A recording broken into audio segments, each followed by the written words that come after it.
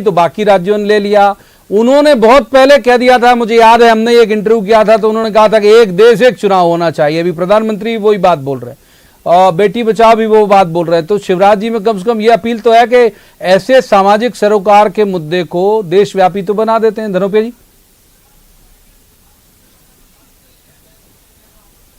नहीं, सामाजिक सरोकार के मुद्दों को देशव्यापी बनाना चाहिए, अच्छी बात भी है, इसमें कोई वो नहीं है।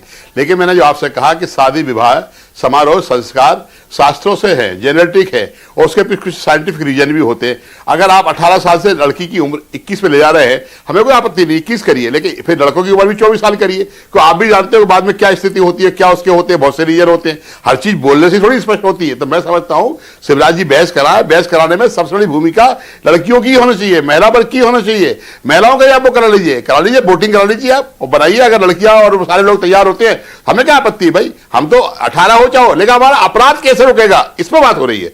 18 साल से 21 करने से क्या अपराध रुक जाएगा? माननीय उच्चतम न्यायालय आज भी कहता है लिव इन रिलेशन जो लोग रह रहे होते हैं कि भैया अगर एडल्ट है रहने दीजिए, कोई नहीं रोकने वाला। तो ये अपराध रुकते हैं क्या? लिव इन रिलेशन के परिणाम क्या निकल के आते हैं आपको ही मालूम है। 75% घटनाओं बदल जाती हैं, हिंसक घटनाएं हो जाती हैं, हत्याओं बदल जाती हैं। मैं समझता हूं कि सुप्रीम कोर्ट के साथ, सेंट्रल गवर्नमेंट के साथ और इन सबके साथ में सामंजस्य बना के बात होना चाहिए, बहस होना चाहिए, लेकिन सब महिलाओं की राय लेना चाहिए, क्योंकि उनके अत्याचार कैसे बंद हो उस पर बात होना चाहिए। अत्याचार रोकने की बात करें बजाय उम्र बढ़ाने की। उम्र बढ़ाए कोई आपत्ति नहीं है, लड़कों की उम्र 24 साल कर दें, लड़कियों को 21 साल कर दें, लेकिन उनसे पूछ के करें, पूछ के करिए आशीष जी। और ये कहना है धनुपिया जी का। और दूसरा ये कि जब शारदा एक्ट, मुझे याद है कि जब याद है से आशय मेरे वक्त नहीं बना था, आजादी के पहले ही बन गया था, तो उस वक्त ये तय हुआ कि भाई शादी की उम्र कितनी होनी चाहिए। पहले कोई भी किसी भी बच्चों से तक शादी बाल विवाह जो है हमारे यहाँ अपराध नहीं था, फिर धीरे धीरे ये सब चलन में आया। ये अब धनुपिया जी का कहना कि भाई लिव इन रिलेशनशिप को लेकर सुप्रीम कोर्ट कह देता है कि 16 साल हो गए मतलब ठीक है, रह सकते हैं टाइप का, इनकी रजामंदी हो सकती है आपस में। तो ये एक नया कानून बिना पूछे क्यों बनाने का विमर्श शुरू कर रही है सरकार। आशीष जी, देखिए, सबसे पहले तो विमर्श तो एक स्वस्थ परंपरा है जो होनी भी चाहिए और हम सब ने भी स्वीकार किया। दूसरी बात, जिस शारदा कानून में 1978 में जब बदलाव हुए थे और उसको 18 और 21 तय किया था, तो इतना तो अब हमारा समाज महिला सशक्तिकरण की ओर बढ़ गया है कि एक बार विमर्श तो होना चाहिए। विमर्श से कांग्रेस क्यों भागना चाह रही है और उसको लिव इन से क्यों मिला रही है, मुझे नहीं मालूम है। दूसरी बात, मैं तो धनोपिया जी से आह्वान करता हूं कि कांग्रेस के शीर्ष परिवार की दो जो शीर्ष महिलाएं हैं, आदरणीय सोनिया गांधी और आदरणीय प्रियंका गांधी, वो इस विषय पे जरूर अपनी राय रखें कि क्या उनको लगता है या नहीं। और जब ये राय रखना एक प्रारंभ होगी तो एक स्वस्थ परंपरा होगी, इस देश की अधिकतर आबादी उसमें भाग लेगी और जो होगा वो तय होगा। बाद बाकी पार्लियामेंट ने अपनी एक कमेटी बनाई है। अपराध कैसे रुकेंगे आशीष जी, ये बताइए आप। 18 से 21 साल होने के बाद अपराध कैसे रुकेंगे? महिलाओं पर अत्याचार कैसे रुकेंगे? सुनिए, लड़कियों के साथ बलात्कार घटनाएं कैसे कम होंगी, ये बताइए आप। तो 21 होने से क्या हो जाएगा? जी सुनिए ना, धनोपिया जी सुनिए, अपराध कैसे रुकेंगे? पहले वो डालिए, मुझे जानकारी नहीं है, मैं चाहता हूं आप विद्वान व्यक्ति है, बताएं। धनोपिया जी देखिए, आपकी भी सरकारें इस देश में अनेकों राज्य में है। महाराष्ट्र में आपकी सरकार कैसे अपराध रोक रही है, छत्तीसगढ़ में कैसे रोक रही है, राजस्थान में कैसे रोक रही है, वो बताएं। वर्तमान में राजस्थान महिला अपराध में इस देश में नंबर 1 है, तो सबसे पहले इस जिम्मेदारी से ना आके। दूसरी बात, जब कानून को एक मजबूत किया जाता है तो उसका जो उद्देश्य होता है डर पैदा करना।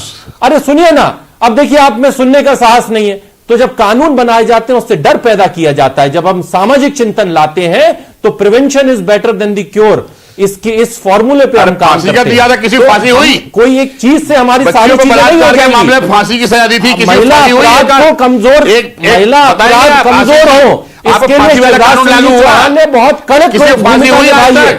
अब डायरेक्ट एसपी जांच करेगा महिला पे होने वाले अपराध की।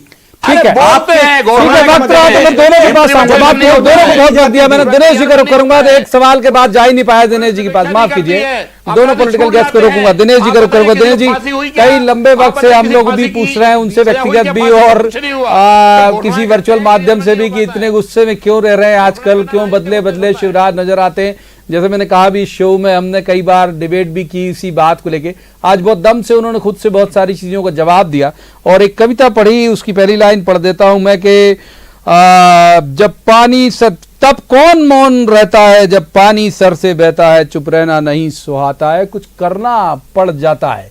तो ये आक्रामक शिवराज को परिभाषित करिए दिनेश जी। देखिए, कोई भी नेता हो, शिवराज सिंह चौहान हो या कोई भी नेता हो, यदि वो जो है मौन साध लेता है तो हम उसे जो है ये नहीं कहेंगे कि वो अच्छा राजनेता है, अच्छा प्रशासक है। और फिर जब महिलाओं का विषय आता है तो शिवराज सिंह चौहान का आपने देखा है कि तेवर हमेशा तीखे होते हैं। कौन मुख्यमंत्री इस बात को स्वीकार करेगा कि इतनी बच्चियां गायब थी, हम एक मुहिम चला रहे हैं। सामान्यतः क्या होता है कि जो सरकारें होती हैं इस तरह की घटनाओं को छुपाने का काम करती हैं। कोई एक दिन में नहीं है कि शिवराज सिंह चौहान की सरकार में चली गई, कमलनाथ की सरकार में बच्चियां गायब हो गई, लेकिन जिस गंभीरता से ढूंढा जाना चाहिए वो गंभीरता प्रशासन में नहीं दिखाई कई बार तो रजिस्टर तक नहीं प्रशासन करती। में दिखाई नहीं देती। और प्रशासन में जब राजनीतिक नेतृत्व की तरफ जब प्रशासन देखता है तो उसे एक कठोर जो है एक संदेश देने की आवश्यकता होती है। तो वो संदेश आप जिस तरह से लगातार देते हैं तो कहीं ना कहीं प्रशासन को ये मानसिकता दिमाग में बड़ी मुश्किल से घुसता है प्रशासन में कि सरकार की प्राथमिकता क्या है।